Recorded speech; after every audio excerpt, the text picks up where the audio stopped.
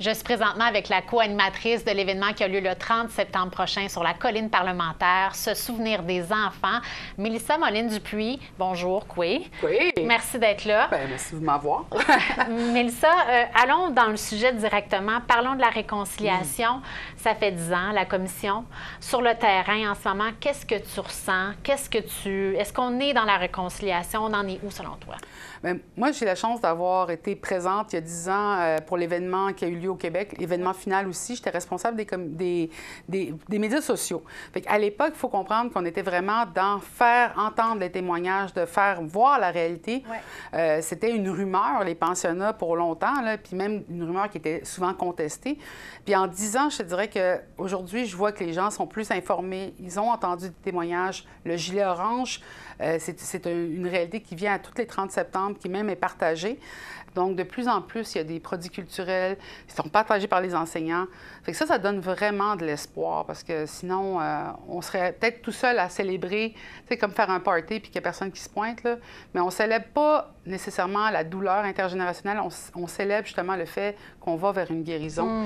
Puis on est capable d'aller ensemble. Ouais, aujourd'hui, j'ai des enfants qui ont 8 et 10 ans et ce que je me dis, c'est peut-être que je vais avoir la chance que mes enfants ne ressentent jamais justement cette douleur intergénérationnelle-là qui vient des pensionnats puis qui vient des écoles de jour. Fait que ça, c'est mon rêve à moi. Bien, c'était certainement une de mes questions parce que comme parent, la réconciliation doit... Tu la vis sûrement autrement. Puis, qu'est-ce que tu leur dis à ces enfants-là par rapport à cette journée-là? Mais c'est certain que j'arrive pas avec toute la vérité. Non.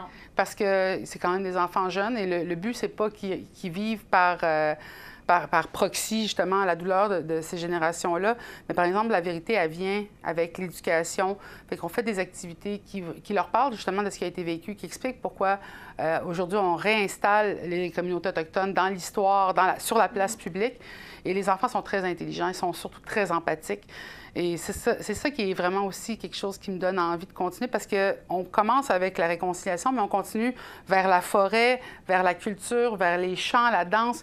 Et surtout, on continue d'écouter les communautés autochtones. C'est pas nécessairement interprété par des allochtones. Donc, d'être une des animatrices sur la colline, c'est quand même un grand honneur. Puis c'est quand même une grande responsabilité aussi parce qu'on veut porter la voix de plusieurs générations, des aînés qui n'ont pas eu la chance d'être entendus. Oui. Mais on veut le faire d'une manière qui va vers la guérison. Qu'est-ce qu'on pourrait dire à quelqu'un pour qui aller dans cette vérité-là est encore difficile? La douleur que vous ressentez, si vous êtes une personne qui a vécu des pensionnats, qui a vécu les écoles de jour, elle est vraie et malheureusement, elle se ressent encore après plusieurs décennies. Mais c'est pas qui vous êtes. Ce qui vous êtes, c'est ce qui est en arrière, c'est ce qui a été, ce qu'on a cherché à éteindre. Puis pour ceux qui ont de la difficulté à ressentir justement, parce qu'ils se sentent coupables, il y a une culpabilité qui vient de beaucoup de Canadiens. Il y a des gens qui veulent pas que ça soit l'histoire du Canada. Mais je dis, ça fait quand même des décennies là, qu'on tisse un tissu social qui est tout croche, qui est plein de trous. Mais je pense qu'on veut aller de l'avant pour s'assurer que ce tissu-là ne reste pas plein de trous béants, plein d'ignorance. Il ne faut pas oublier une chose importante, c'est que nos enfants font des enfants les uns avec les autres.